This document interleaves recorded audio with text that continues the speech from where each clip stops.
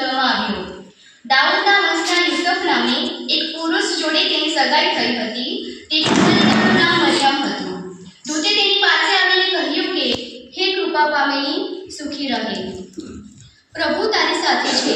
પણ એ વાત સાંભળીને તે ઘણી ગભરાઈને વિચાર કરવા લાગી કે આ તે કઈ જાતની સલામ હશે। દૂતે તેને કહ્યું કે, હે મરિયમ, બી માં, કેમ કે તું દેવથી કૃપા પામી છે।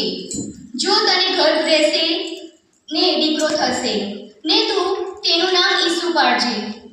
તે મોટો થશે ને પરાક્રમનો દીકરો કહેવાશે અને દેવ પ્રભુ તેને તેના પિતા દાઉદનું રાજ્યસન આપશે ને યાકૂબના ઘર પર સર્વકાળ રાજ કરશે ને તેના રાજ્યનો અંત આવશે નહીં।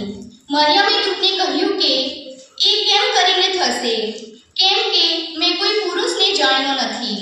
દૂતે તેને ઉત્તર આપ્યો કે પવિત્ર આત્મા તારા પર આવશે ને પરાક્રમનું પરાક્રમ તારા પર આચ્છાદન કરશે, માટે જે તારાથી જન્મશે તે પવિત્ર દેવનો દીકરો કહેવાશે।